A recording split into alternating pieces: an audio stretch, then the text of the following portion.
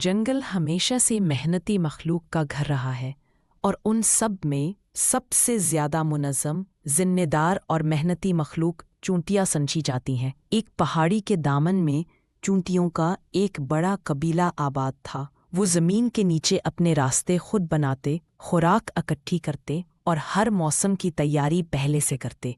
इस कबीले का असूल था, हम अकेले नहीं जीत सकते, हम साथ चलेंगे, मेहनत और कुर्बानी के साथ।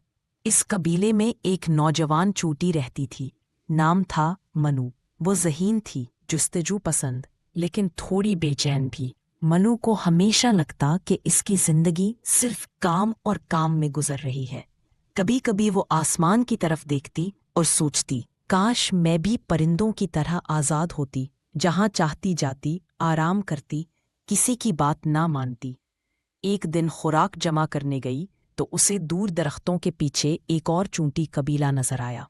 वो चूंटियां सब लेटी हुई थी, हंस रही थी, नाच रही थी। मनु हैरान हुई, तुम लोग काम क्यों नहीं करते? मनु ने पूछा। एक बड़ी चूंटी ने कहकहा लगाया, काम?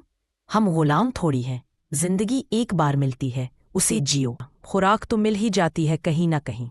मनु को उनकी बातें दिल से लगी। वो सोचने लगी, शायद सारी जिंदगी कायदे कानून के पीछे ज़ाया कर दी है। उसने फैसला किया कि अब वो आज़ाद जिएगी, बगैर किसी पाबंदी के। मनु का नया सफ़र। अगले दिन मनु ने अपना कबीला छोड़ दिया और उन आज़ाद चूंटियों के साथ रहने लगी। अब वो सुबह सूरज निकलने से पहले जागकर काम पर नहीं जाती थी। वो सायादार दरख्तों के नीचे लेटती, दूसरे कबीले की चूंटियों से गपशप करती, हंसती, गाती। चंद दिनों के लिए उसे लगा जैसे वो वाकई आज़ाद हो गई हो। इधर उसका पुराना कबीला दिन रात मेहनत में मसरूफ था। बारिशें करीब आ रही थी, सर्दी आने वाली थी, खुराक का बंदोबस्त, रास्तों की मुरम्मत, सब जोरों शोर से जारी था। मुसीबत की आमद फिर। एक दिन आसमान पर बादल छा गए, बारिशें शुरू हो गईं, जमीन गीली होने लगी, खुराक छुप गई, दरख्तों के नीचे भीगती चूंटियां थर थर कांपने लगीं। मनु को पहली बार भूख महसूस हुई। वो जिस कबीले के साथ गई थी, उनके पास कुछ भी जमा नहीं था। बारिशों के साथ सर्दी भी आई, जमीन ठंडी हो गई, कई चूंटियां बीमार। मनु ने आसपास देखा और उसे लगा जैसे वक्त ने उसका मजाक उड़ाया हो। वो जो कल तक हंसी थी, आज आंखों में आंसू लिए बैठी। उसे याद आया, उसका पुराना कबीला तो हर मौसम की तैयारी करता था।